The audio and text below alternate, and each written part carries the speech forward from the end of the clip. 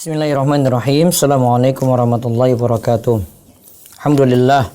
Wassalatu wassalamu ala rasulillah wa ala alihi wa sahbihi wasallam. Puji syukur kita panjatkan pada Allah. Salawat dan salam semoga tercurah pada Nabi besar kita Muhammad sallallahu alaihi wasallam. Pemirsa sekalian yang semoga senantiasa dirahmati oleh Allah, pada kesempatan malam hari ini kita kembali akan mengkaji tentang perihal kurban. Setelah sebelumnya kita bahas tentang fikih kurban sebagai muqaddimah, yaitu kurban itu sekali setahun, bukan sekali seumur hidup. Kemudian terakhir kita bahas tentang masalah penyembelihan. Lalu kali ini setelah kurban itu disembelih, kita salurkan kepada yang berhak untuk menerima. Dan kita nanti lihat aturan yang ada tentang pembagian kurban ini. Baik. Sekarang pemanfaatan hasil sembelihan kurban. Hasil kurban itu dimakan, disimpan, dan disedekahkan. Kalau para ulama itu katakan ada beberapa hal tentang ini. Dimakan berarti dimakan oleh sahibul kurban. Kemudian kalau disimpan berarti boleh untuk beberapa kali untuk dimakan. Terus yang ketiga itu untuk disedekahkan. Disedekahkan di sini juga bentuknya ada yang sebagai hadiah kepada orang-orang yang kaya atau orang-orang yang mampu. Jadi pembagiannya itu tidak seperti pembagian zakat gitu. Kalau pembagian zakat ada 8 golongan. Kalau di sini tidak terlalu ketat seperti pada pembagian zakat.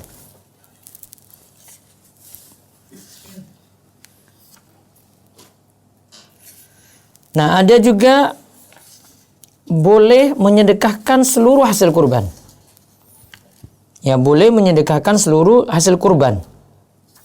Kalau kita lihat dalilnya di sini dari hadis disebutkan Nabi Shallallahu Alaihi Wasallam merintahkan kepada Ali bin Abi Thalib untuk mengurusi unta-unta hadyu.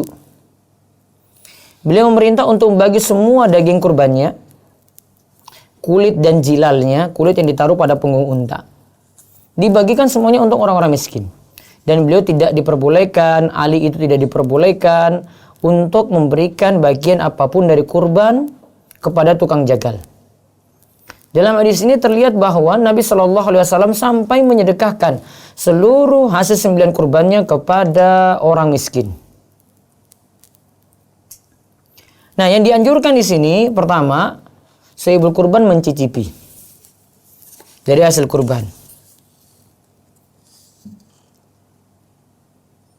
Karena dalam ayat disebutkan dalam surat Al-Hajj ayat 28, fakulu minha wa at'imul ba'isal fakir. Makanlah sebagian daripadanya. Dan sebagian lagi berikanlah untuk dimakan orang-orang sengsara dan fakir. Jadi disuruh sahibul kurban ini untuk mencicipi makanan tadi. Mencicipi daging kurban.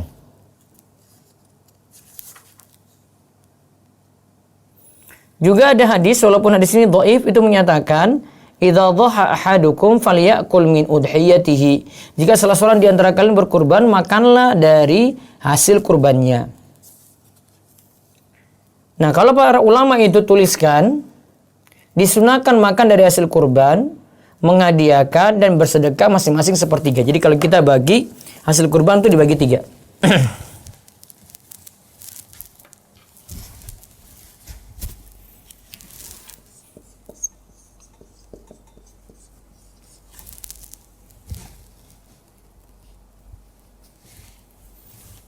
Hasil kurban itu dibagi 3. Walaupun sepertiga ini tidak baku ya. Yaitu sepertiga untuk disunahkan untuk memakan, berarti sahibul kurban menikmati. Hasil kurban itu yang pertama untuk sahibul kurban, yang kedua untuk sedekah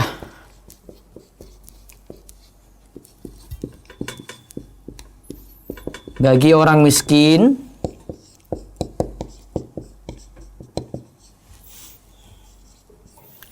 Yang ketiga itu untuk hadiah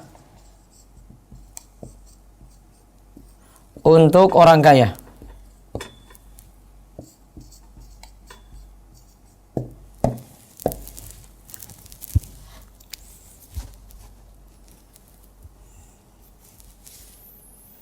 Nah, para ulama itu ada yang menyebutkan sebelum kurban nanti sepertiga, sedekah bagi orang miskin sepertiga, hadiah untuk orang kaya sepertiga.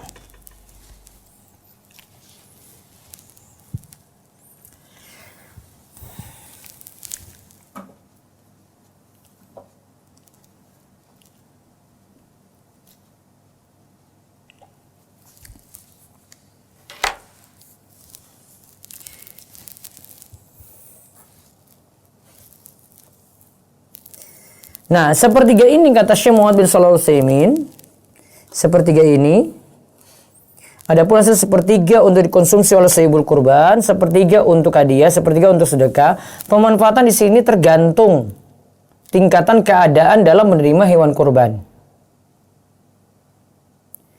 Kalau kita lihat dalam ayat tadi, fakulu minha, maka yang didahulukan itu sahibul kurban dulu, makanlah sebagian darinya. Wat'imul ba'isal fakir, dan berikanlah makan untuk orang-orang yang sengsara dan fakir.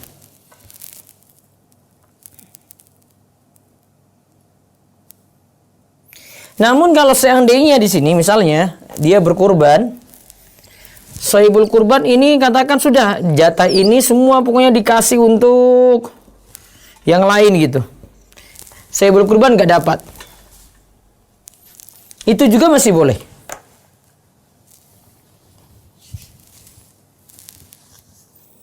Karena tadi yang sahibul kurban disuruh mencicipi itu tidak wajib. Ya, tidak wajib. Hukumnya sunnah saja. Karena hukum kurban sendiri kita bahas kan kemarin. Hukum kurban sendiri adalah sunnah. Maka untuk manfaatkan dari hasil kurban ini untuk dicicipi juga tidak sampai derajat wajib. Walaupun sebagian ulama itu menyatakan wajib mencicipi hasil kurban tadi. Nah, seandainya ini misalnya dia tidak berkurban di tempatnya, dia transfer uang ke daerah A, suruh kurban di sana, mungkin di kampung halamannya, dia tidak dapat apa-apa sama sekali dari situ, maka dibolehkan, tidak ada masalah untuk itu. Nah, ini dari sisi pemanfaatan kurban yang dibolehkan ya, untuk dapat jatah untuk sahibul kurban, untuk sedekah bagi orang miskin, untuk hadiah untuk orang kaya. Nah, sekarang kita lihat pemanfaatan hasil sembelihan kurban yang terlarang. Ya, pemanfaatan hasil sembelihan kurban yang terlarang.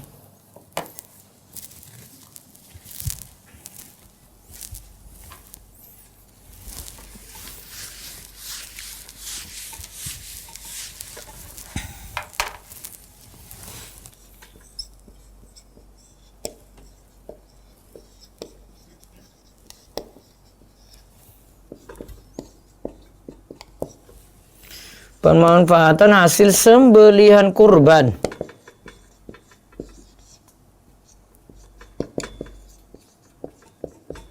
yang terlarang. Ingat ya, kenapa ada yang terlarang? Karena kurban itu harus menurut aturan. Ya, kurban itu harus menurut aturan.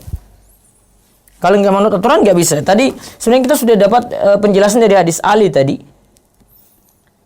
Kesimpulannya yang pertama, dilarang menjual sebagian dari hasil kurban termasuk juga kulit.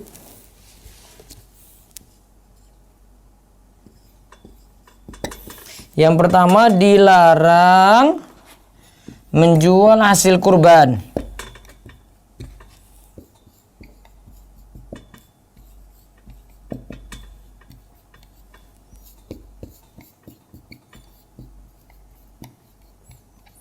Termasuk dalam hal ini kulit.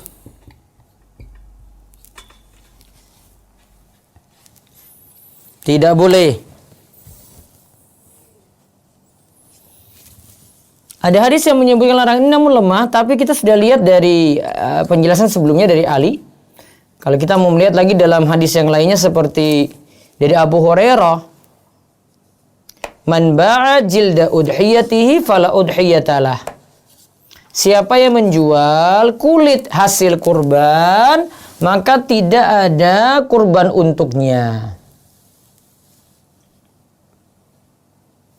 Dan ini jadi catatan penting, ini dalam mazhab Syafi'i juga melarangnya. Harusnya orang-orang Indonesia juga mengamalkan apa yang ada dalam mazhab Syafi'i.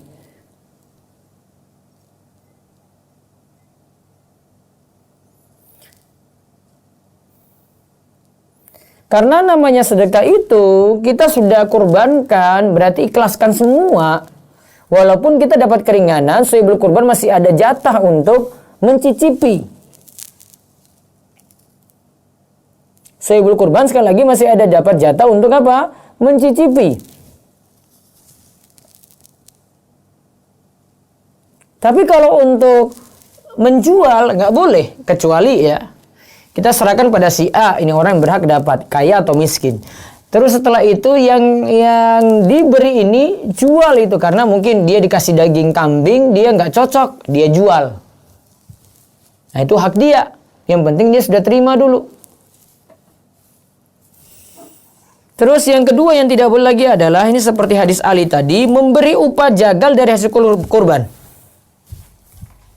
Yang kedua, memberi upah jagal dari hasil kurban.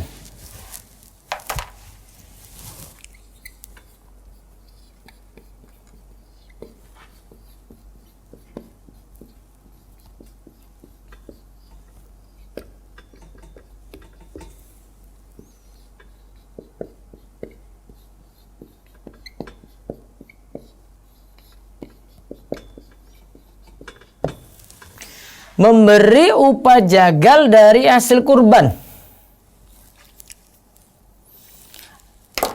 Jadi kalau mau amannya,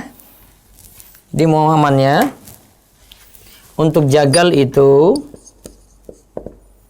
kalau yang Ali lakukan ya, Ali bin Abi Thalib tadi lakukan ya, ada jatah khusus dari uang, khusus berupa uang.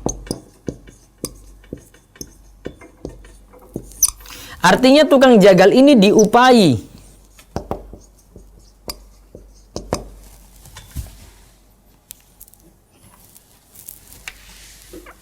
Kalau upah pokoknya sudah diberi, kemudian dia diberi jatah daging,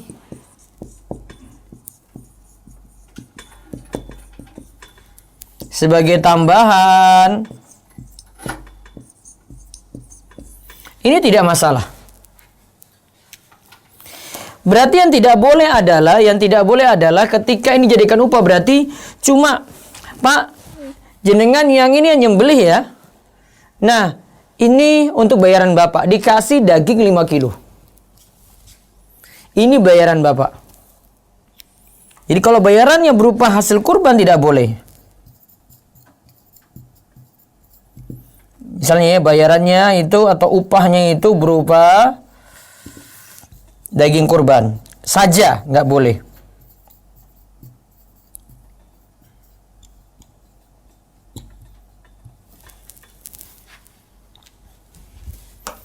Jadi berupa daging saja tidak boleh. Yang ada tadi ya, dia dikasih upah, nanti kalau ada jatah daging misalnya semuanya sudah dapat, dia juga dapat, nah dikasih khusus untuk dia lagi, tidak masalah. Yang penting tidak ada istimewanya untuk tukang jagal ini. Adapun kalau panitia, ya panitia itu umum ya. Panitia itu ada yang nguliti, ada yang distribusi, panitia kita ya di Indonesia ya. Ada yang tukang nyatet, ada yang tugasnya ngatur-ngatur daging, ada tugasnya bersih-bersih. Kalau sahibul kurban misalnya sudah bilang, ini jatah kalian untuk masak-masak di situ, nggak masalah. Karena itu maksudnya bukan ngupahi, karena sekaligus mereka juga kerja. Apalagi mereka ini semua bareng-bareng kerja gitu. Satu kampung itu kerja semuanya. Nah ini bukan maksudnya untuk ngupahi.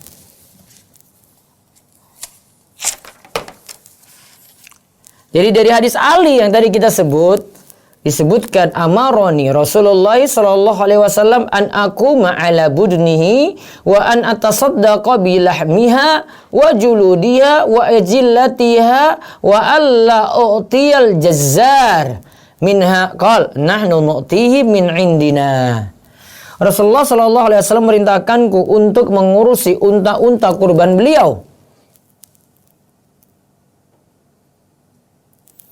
Aku menyedekahkan daging. Jadi dia sedekahkan yang daging, kulit. Nah, kulit juga disedekahkan, bukan dijual. Dan di jilalnya juga, jilalnya untuk unta itu kulit yang ditaruh pada punggung unta untuk melindungi dari dingin. Dan aku tidak memberi sesuatu pun dari hasil sembelihan kurban. Ini kata Ali ya. Aku tidak memberi sesuatu pun dari hasil sembelihan kurban kepada tukang jagal.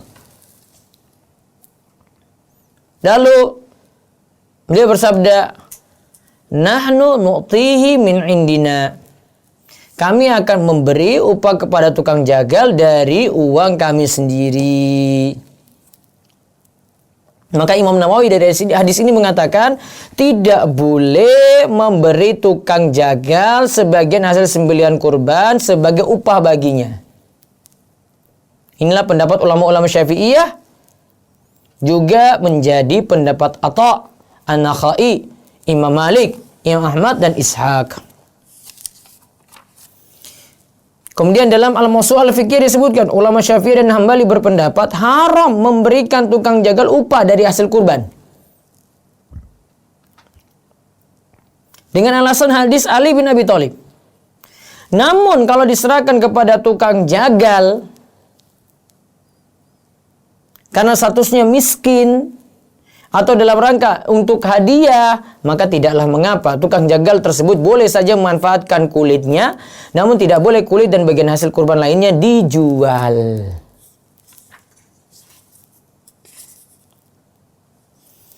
Dan yang tidak boleh lagi dilakukan, karena ingat di sini panitia itu kan wakil bagi yang jalani kurban atau sahibul kurban. Maka ada aturan lagi, panitia tidak boleh menjual kulit kurban. Termasuk kalau ingin ditukarkan daging. Juga yang tidak boleh dilakukan panitia kurban adalah panitia kurban tidak boleh juga mengganti kurban kambing dengan sapi. Misalnya ada sudah berkurban kambing, terus karena sapinya itu kurang satu patungan sepertujuh, dia masukkan situ patungan sepertujuh tadi. Nah, ini tidak boleh. Kecuali dengan izin sahibul kurban.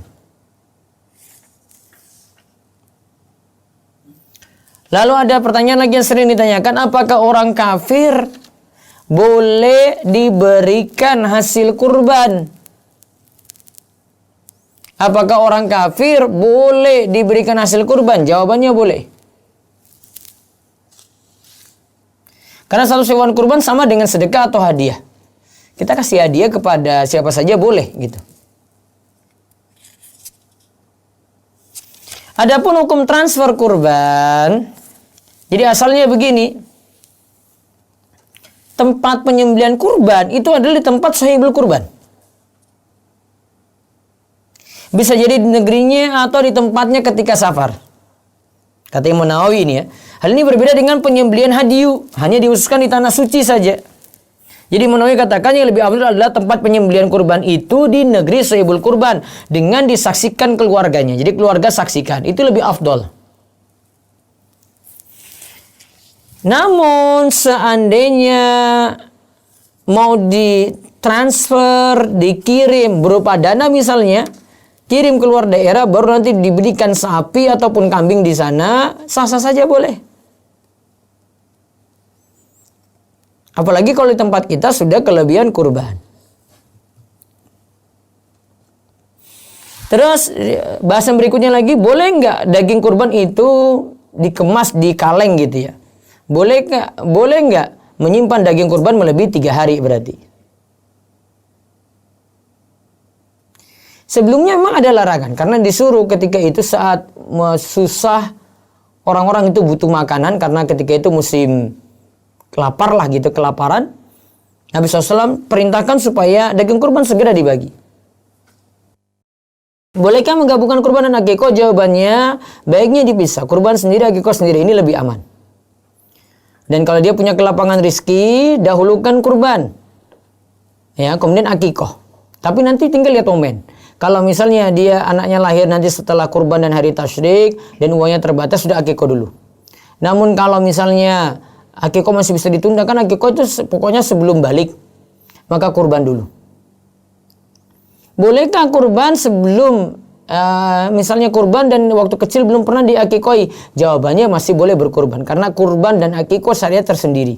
Kurban untuk mensyukuri nikmat hidup, akikoh untuk mensyukuri nikmat bayi yang baru lahir. Terus berarti yang selanjutnya lagi, berarti kita masih boleh berkurban walaupun belum diakikoi? Jawabannya boleh. Nah, terus kalau gitu boleh nggak belum diakikoi ketika dewasa? Maaf, belum diakikoi ketika kecil, terus ketika dewasa akikoh gitu. Nah, ini tentang masalah akikoh diri sendiri. Para ulama ada beda pendapat. Kalau dalam mazhab Syafi'i menganjurkan, kalau setelah balik si anak belum diakikoi, maka anak itu mengakikoi diri sendiri. Namun yang lebih tepat, untuk akikoh ketika dewasa tidak dilakukan. Adapun hadis yang mengatakan Nabi SAW itu diakikoi ketika beliau itu sudah balik, beliau mengakikoi dirinya sendiri, hadisnya dhaif, lemah. Dan kembali akikoi itu diperintahkan pada orang tua, bukan pada anak. Maka kesimpulannya, baiknya kalau sudah dewasa tidak diakikoi, akikoinya jadi gugur. Wallahu a'lam bishawab. Nanti pembahasan berikutnya insyaallah di malam Jumat besok kita bahas tentang akikoh. Baik, demikian yang kita bahas, mudah-mudahan bermanfaat. Ada telepon langsung? Saya terima dari Zoom dulu, kalau ada. Dari Zoom dulu, monggo.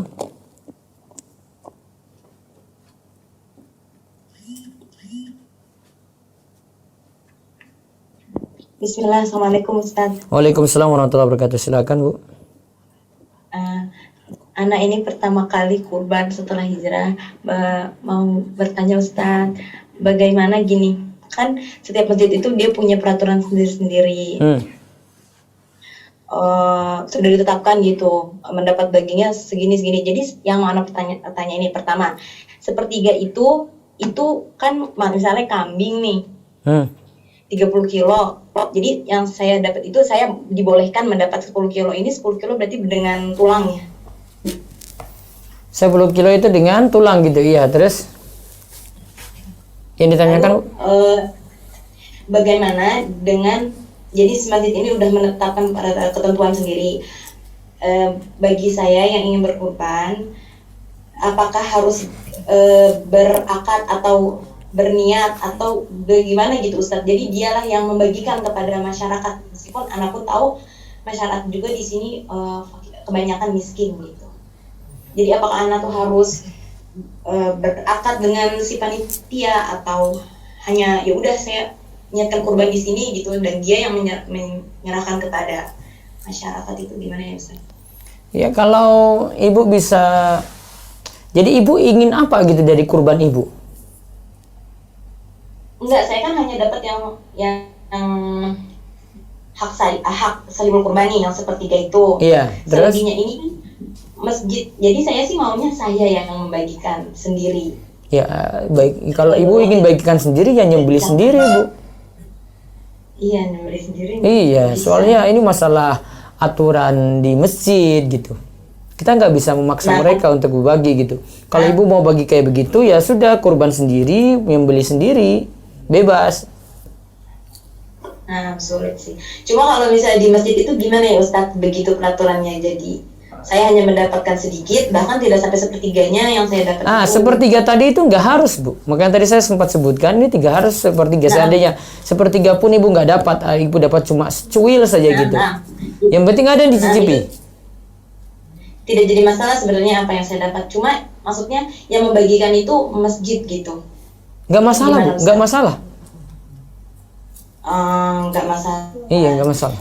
untuk saya sendiri, untuk anak sendiri itu Nggak mesti rekomendasikan apa-apa ke panitia, bebas saja mereka bagi. Oh gitu ya. Iya. Yang penting saya sudah kurban saja. Iya, ibu sudah dapat cicipi sedikit, sudah serahkan ke mereka semua.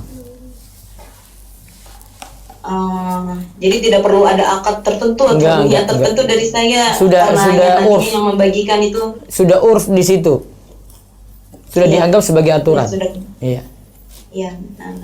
Jazakallah khair. Waalaikum. Baik, ada lagi Zoom, silakan. Ukti Pipit Ans. Assalamualaikum Ustaz. Waalaikumsalam warahmatullahi wabarakatuh. Silakan Bu. Begini Ustaz, saya mau nanya, jadi ketika saya hamil, jadi saya mabuk parah, terus selama hampir 10 bulan, dan setelahnya mengalami infeksi, hingga saya berbulan-bulan bolak-balik setiap minggunya harus kontrol, jadi sehingga saya dan suami repot dengan kesehatan saya gitu. Anak-anak saya juga masih kecil, jadi yang si bayi ini kami belum sempat mengakikahkan dan belum juga mengurus akte kelahirannya begitu Ustaz. Jadi ketika saya sudah sehat, ternyata pandemi gini Ustaz ya, udah 4 bulan, dan di kota saya ini zona merah ya Ustaz. Jadi sampai sekarang itu anak tuh belum diakikahkan. Jadi nanti kalau misalnya ini kan mau masuk kurban Ustaz, sebaiknya saya itu kurban atau akikah ya Ustaz ya? Saran saya belum jarak antara kurban jarak antara akikoh sampai saat ini berapa lama Bu? Seharusnya akikoh itu? Seharusnya kan seminggu, 2 minggu, dan 21 hari ya Ustadz ya. Tapi di kesehatan Facebook saya ada salah judul, Facebook salah judul itu, ganti dulu. Jadi saya selama berbulan-bulan setelah melahirkan saya mengalami infeksi, dan di tempat yang sesar itu bernanah, sehingga saya setiap minggu harus kontrol ke dokter dan setiap 2 jam harus ditetesin obat gitu Ustadz. Jadi kami belum bisa mengurus untuk akikah maupun akte lahirnya. Baiknya tunda dulu akikohnya, nggak masalah. Nanti akikohnya dikerjakan semampu ibu saja kapan? Oh, gitu Ustaz. Iya. Jadi sebaiknya kami kurban dulu ya Ustaz ya. Kalau saran saya sih kurban dulu kalau dalam waktu mepet ini ya. Oh gitu ya Ustaz Iya. ya. Nah, jazakallah khairan Ustaz. Waalaikumsalam. Terus ada lagi? Saya bacakan dari chat ya Ustaz. Bismillah, izin bertanya Ustaz, Ana mau berkurban di daerah rumah, tapi Ana kurang tahu tata caranya gimana. Mungkin tidak ada unsur kesyirikan, tapi mungkin juga tidak sesuai sunnah, karena tidak ada pembatas hewan kurban yang belum disembelih melihat hewan kurban yang sedang disembelih. Di sisi lain, Ana mau dapat bagian hewan kurban, tapi kalau selain di rumah mungkin tempatnya agak jauh dan ngambil bagian kurbannya juga jauh. Sebaiknya bagaimana ya Ustadz? Yang Ana lihat kalau di daerah rumah masih banyak yang membutuhkan, tapi Ana masih belum tahu bagaimana tata caranya. Qadarullah selama Idul Adha Ana di tempat perantauan.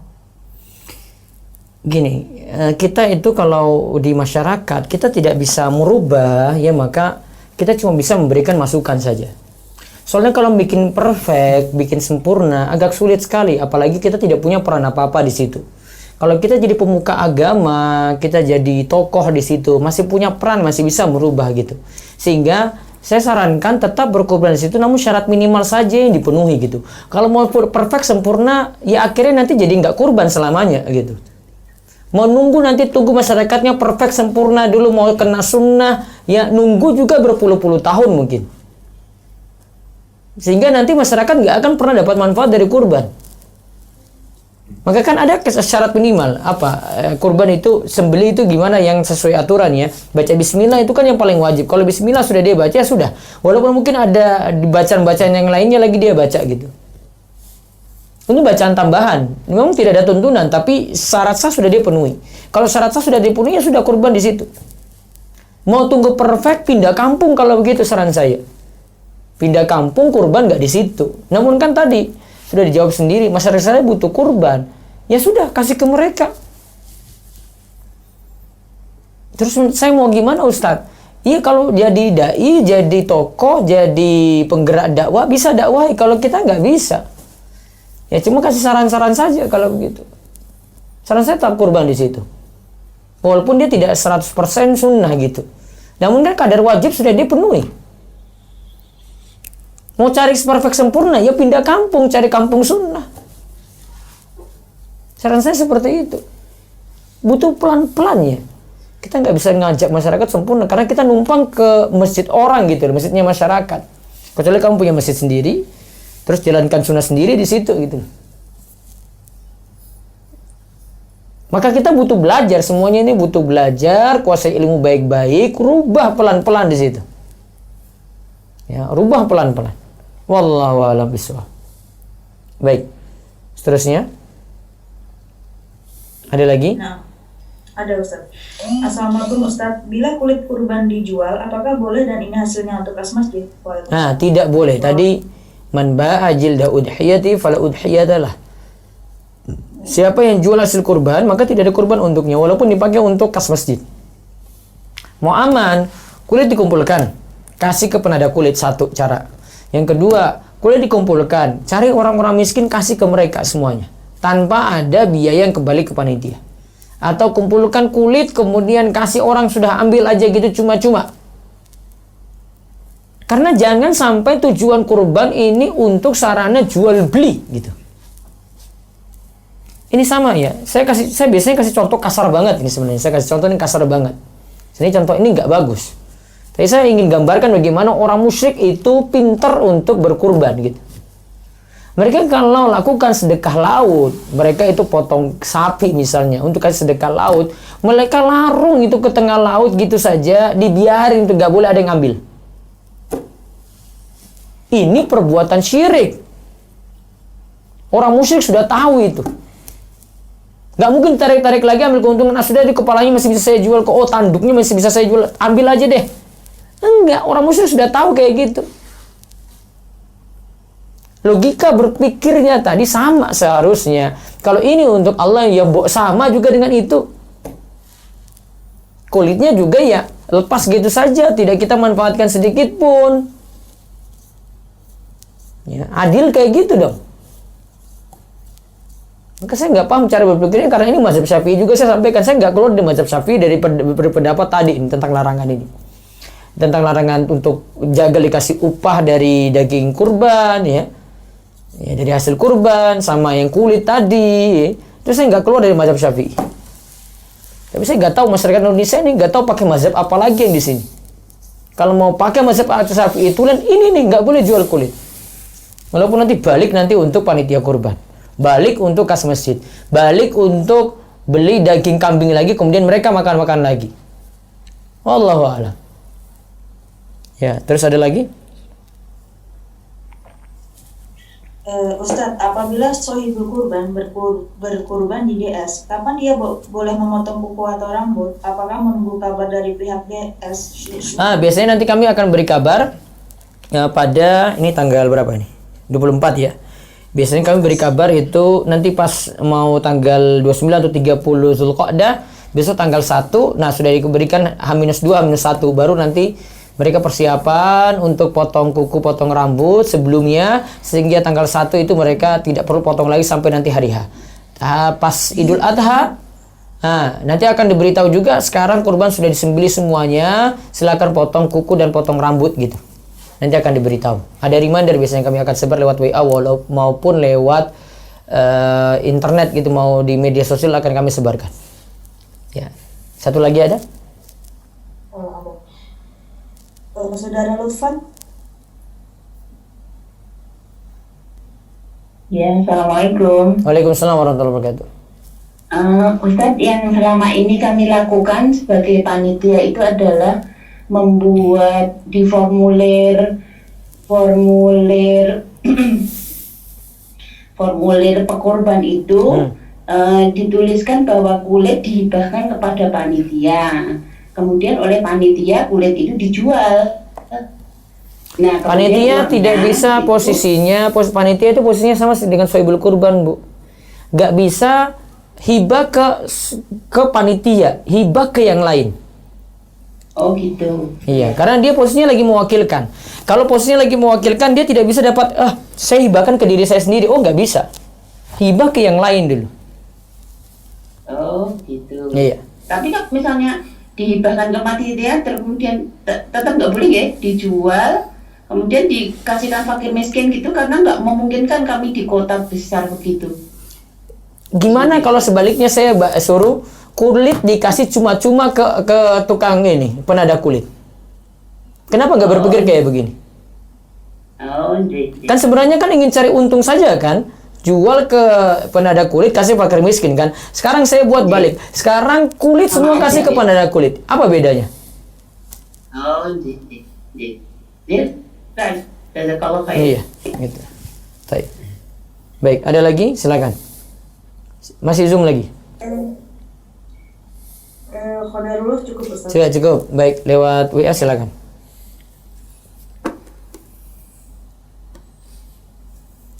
Bismillah. Bolehkah kita berkurban 1 ekor kambing dan diniatkan untuk diri sendiri, ibu tinggal satu rumah, dan bapak yang sudah meninggal? Boleh. Kalau berkurban atas nama satu keluarga, maka nanti dapat pahala untuk yang satu rumah tadi, termasuk yang sudah meninggal dunia dan waktu itu masih satu keluarga dengan kita. Gitu. Terus. Assalamualaikum Ustadz. Waalaikumsalam Kalau warahmatullahi sebagai panitia untuk membagi kepada sohibul kurban dengan 1 paha belakang, apabila sapi paha belakang tersebut dibagi 7 lagi, sehingga kurang lebih masih di bawah 1/4, 1 dari 4 kaki, tidak lebih dari 1/3, apakah perlu benar-benar ditimbang sampai dengan 1/3? Jadi penetapan 1/3 untuk setiap yang berkurban dari 7 tadi yang ada dalam sapi tidak harus.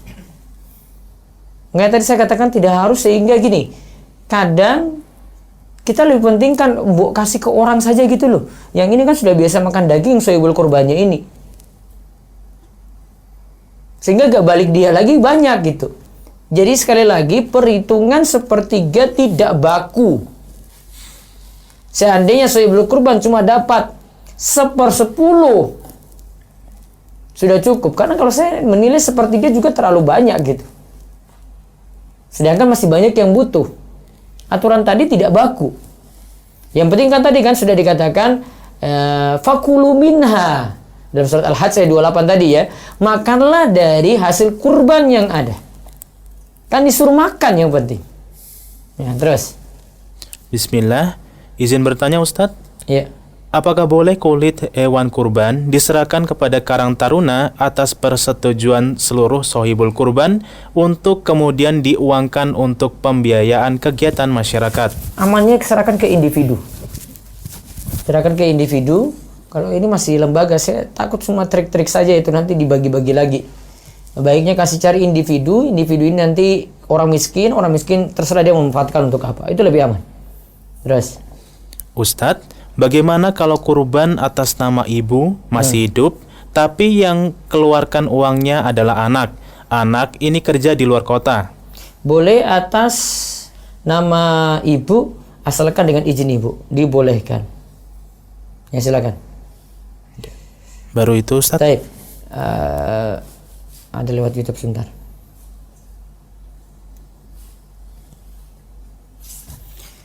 Assalamualaikum Ustaz. Waalaikumsalam warahmatullahi wabarakatuh. Kami punya niat kurban, tapi dananya masih belum jelas karena terbentur kebutuhan sekolah. Iya, sekarang masuk sekolah ya.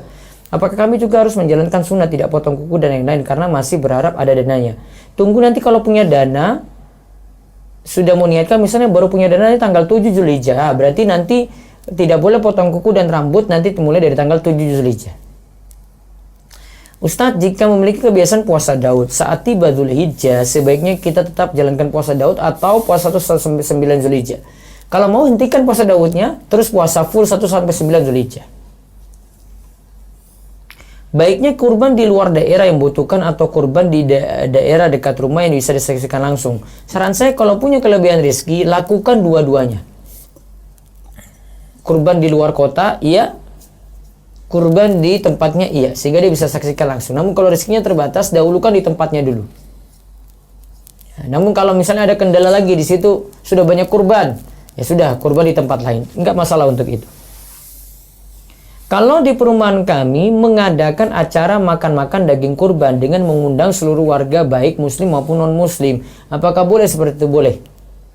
Dan muslim juga boleh diundang. Tadi sudah disebutkan non-muslim boleh dapat hasil kurban.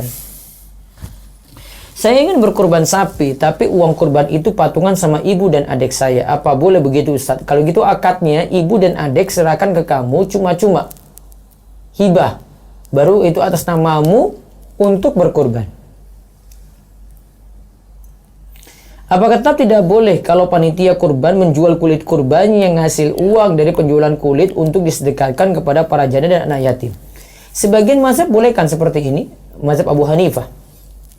Namun yang paling aman, sudah kasih mereka saja kulit, yang tadi janda anak yatim tadi kulit, terserah mereka nanti yang jual sendiri. Mereka memanfaatkan, ya monggo, mau jual juga ya monggo, silakan. Ustadz, larangan memotong kuku dan rambut hanya untuk namanya di atas namakan kurban atau berlaku untuk keluarganya. Jadi gini, saya berkurban untuk keluarga saya. Maka nanti yang tidak boleh motong kuku, potong rambut saya saja. Anggota keluarga satu rumah yang nanti saya niatkan pahalanya tidak disuruh seperti itu. Cuma yang atas nama Sohibul Kurban saja, anggota keluarganya enggak. Maka anggota keluarga ya bebas potong rambut, bebas potong kuku.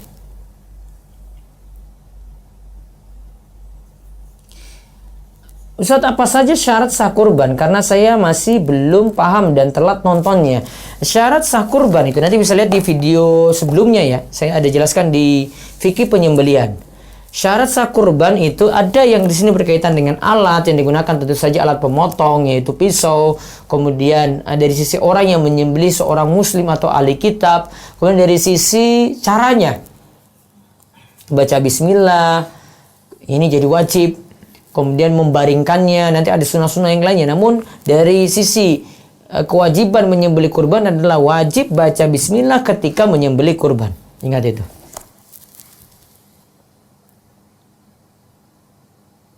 Ustadz mau tanya, kalau mau kurban tetapi orang yang berkurban nggak bisa makan daging karena alergi, bagaimana solusinya?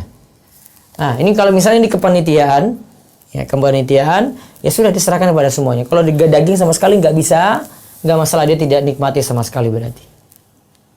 Ustadz, bagaimana dengan arisan kurban, apakah boleh? Saya lebih sarankan arisan uang. Arisan uang, karena kalau arisan uang jadinya utang, itu saling mengutangi.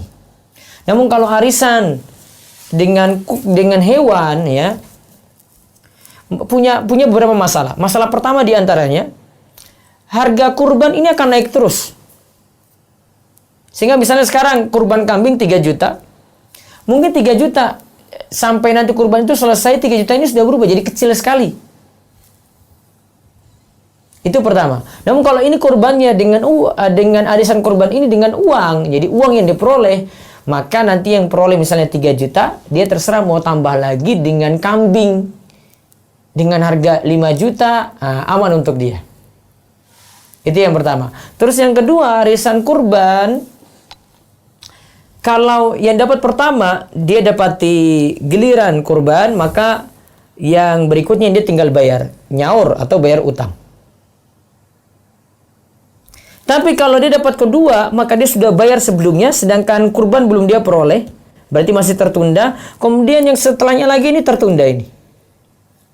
Maka ada sesuatu yang tertunda untuk dapat yang tertunda lagi. Maka sejatinya jadinya jual beli dain bid dain. Jual beli utang dengan utang. Nah, ini yang tidak diperkenankan. Wallahu a'lam. Jadi baiknya arisannya dalam bentuk uang saja, itu lebih aman.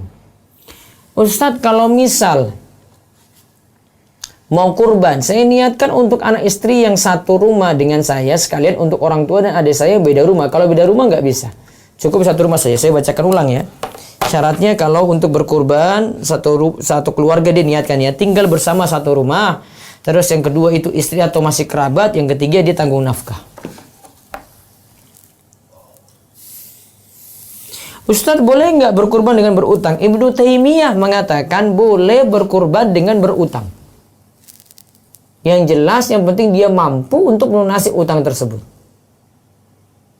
Apa saja amal-amalan sebelum Idul Adha nanti Ustadz jazakallah khair. Amalan-amalan sebelum Idul Adha adalah sebelum Idul Adha ya. Itu dari tanggal 1 nanti sudah mulai dianjurkan untuk banyak bertakbir.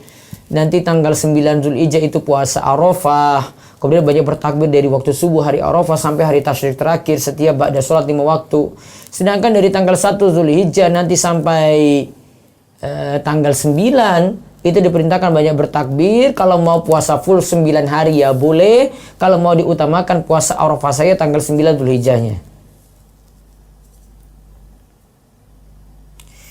Jika adik ayah saya membelikan kambing untuk ayah saya, ya, agar bisa berkorban, tapi adik ayah saya tante itu adalah non muslim, apakah boleh? Berarti dia hibah, yang penting dinamakan atas nama diri ayah kali gitu, bukan atas nama diri tante tadi. Sah nanti, berarti cuma hibah dari dia dan dibolehkan seperti itu. Wallahu a'lam. Ustaz, apakah boleh kepala atau kulit kurban diberikan kepada panitia kurban yang miskin? Nah, kalau panitia kurban yang miskin boleh. Tapi dia memang mau dapatkan, dia mau memanfaatkan itu ya. Namun kalau dia sudah peroleh, dia mau jual kulitnya ya, dipersilakan untuk dia. Dan uangnya tidak dikembalikan ke panitia, namun kepada dia sendiri berarti. Atau bolehkah dijual dan uangnya dibelikan kecap untuk diberikan kepada yang berhak menerima kurban? Enggak. Tetap enggak boleh dijual. Ya. Pokoknya hak orang yang nerima dulu, nanti terserah dia mau jual ataukah tidak. Apabila kurban saya diniatkan untuk saya, kakak saya yang sedang merantau dan ibu yang sedang sudah meninggal dunia, apakah boleh? Yang penting satu rumah, termasuk orang meninggal dunia boleh diniatkan dalam kurban tersebut. Bolehkah meniatkan pahala kurban untuk orang tua yang sudah lama meninggal dan sudah pindah rumah setelah meninggalnya orang tua tadi? Nah, ini beda ya. Ini tentang masalah niatan berkurban untuk orang yang sudah meninggal dunia. Sudah saya bahas sebelumnya, nanti lihat video yang pertama, kurban sekali setahun itu. Nanti ada di channel Rumah Islam TV. Jawabannya masih boleh berkurban atas nama orang yang meninggal dunia. Dan kurbannya sah, dianggap sebagai sedekah jariyah.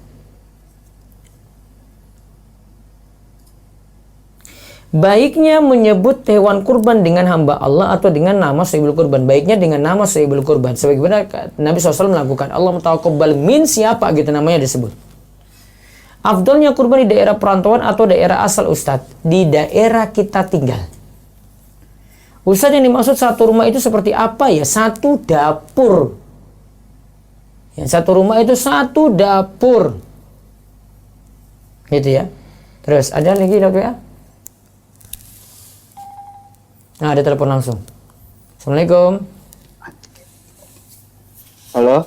Assalamualaikum, ya silakan. Assalamualaikum Ustaz. Waalaikumsalam. Dengan siapa di mana? Dengan Imam Ustaz dari Jakarta. Monggo. Izin Ustaz, ada 2 pertanyaan. Ya. Yang pertama, Ya silakan. bila istri ingin berkurban, Ustaz, Ya. beliau sudah diniatkan untuk berkurban 2 bulan yang lalu. Nah,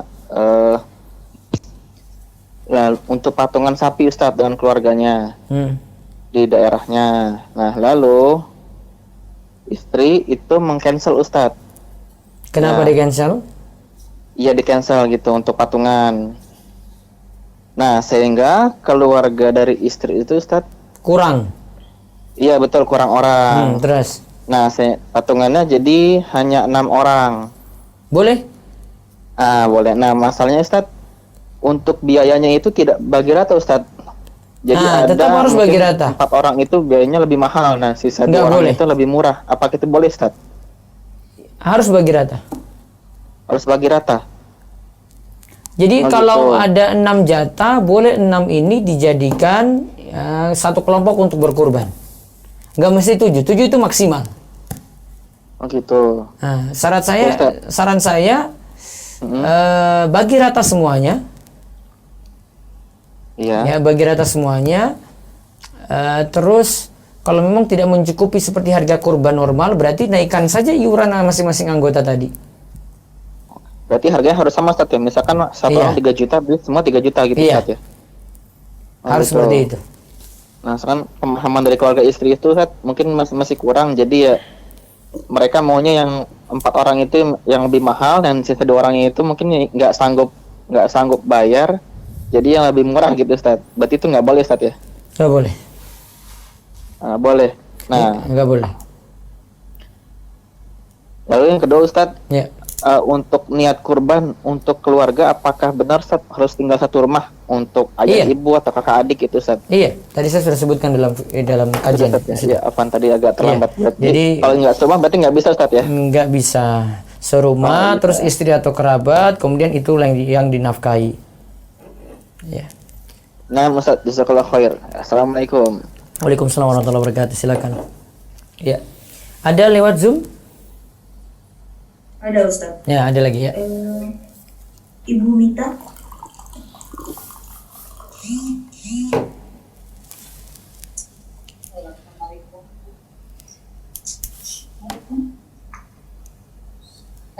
Ayo, assalamualaikum. Ya, silakan. Begini Ustaz, kalau misalnya tahun ini saya berkurban atas nama suami, berarti kan pahalanya bisa diniatkan untuk satu keluarga, betul? Iya, betul. Terus?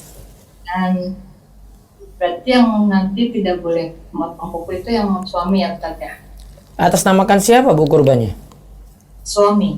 Yang punya dana siapa? Yang punya dana dengan keluarga Ustaz, untuk dana kurban gitu. Nah, taib. Saya anggap itu suami yang dikasih dana untuk itu. Terus yang diatasnamakan kurban suami, berarti suami saja yang tidak boleh potong kuku, potong rambut. Anggota keluarga enggak?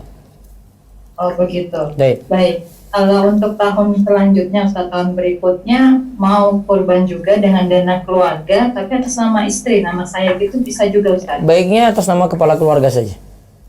Oh berarti kalau misal mau berkurban setiap tahun atas nama kepala keluarga terus Iya, gitu? nanti ibu tetap dapat pahala. Oh begitu. Iya. Berarti tetap suami yang atas Iya, nama sudah suami aja lah, Bu. Suami yang Biar tidak iya, biar suami yang nanti yang dapati larangan tadi, ibu nggak usah. Oh begitu. Iya. Paham saja kalau fight kan. Oh iya, kok. Ada lagi lewat Zoom? Kalau nggak saya pindah. Ada Ustaz. Nah, ada lagi. Ibu Rita.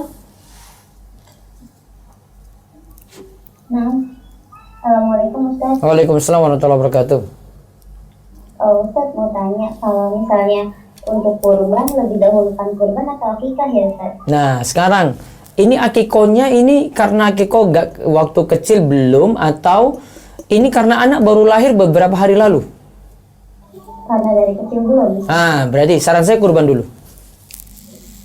Oh, tetap kurban dulu Iya. ya Ustaz? Nggak apa-apa. Enggak, ini anaknya sudah dewasa. Sudah dewasa. Sudah dewasa. Itu apa lagi? Enggak akikoh nggak apa-apa. Akikoh jadi gugur. Oh gitu. Nah, Iya. Ustaz. Karena batasannya sampai usia balik saja. Jadi kalau seterusnya nggak apa-apa, nggak akikah Nggak Ustaz, masalah. kalau udah terlewat begitu. Iya, apalagi akikoh bukan wajib, namun sunnah, bukan wajib. Nah, Ustaz, sama satu lagi, kalau misalnya ada seorang anak dia non muslim, bayarin ibunya yang muslim, itu boleh Ustaz? Bayarin untuk berkurban? Dia ini aja hibahkan saja, nanti ibunya yang berkurban, bukan atas nama dia. Oh, maksudnya dia beliin gitu, terus nanti ya dia atas namain ibunya, gitu nggak apa-apa ya? Iya, berarti sedekah untuk ibunya boleh. Tapi tidak ada pahala sama sekali untuknya sampai dia masuk Islam. Tapi ibunya dapat pahala kan Ustaz ya? Tidak, non muslim kan? Ibunya yang muslim. Ibunya yang muslim. Nah, ibunya yang muslim dapat pahala. Yang non muslimnya tidak. Iya, nah Ustaz. Baik. Jazakallahu khairan. Baik. Cukup ya Zoom ya, lewat WA. Ustadz, Ana Telepon ada angkat, ya. Silakan. Cut WA. Ustadz, Ana niat kurban Ana dari Papua. Sekarang sedang tugas di Jogja. Ya. Ana sudah siapkan kurban di rumah. Apakah menyembelihnya harus menunggu Ana selesai sholat karena perbedaan waktu antara WIB dan WIT? Baiknya dia nunggu kamu yang sholat dulu yang punya kurban tadi. Biar nanti waktunya pas sehingga kurban disembelih terus potong kuku, potong rambut. Baik, cukup. Insyaallah besok lagi kita bahas tentang akikoh, fikih akikoh. Insyaallah saya bahas tuntas pada keesokan hari. Kita cukupkan tutup dengan doa kafaratul majelis. Subhanakallahumma bihamdik, asyhadu an la ilaha illa anta, astaghfiruka wa atubu ilaik. Assalamualaikum warahmatullahi wabarakatuh.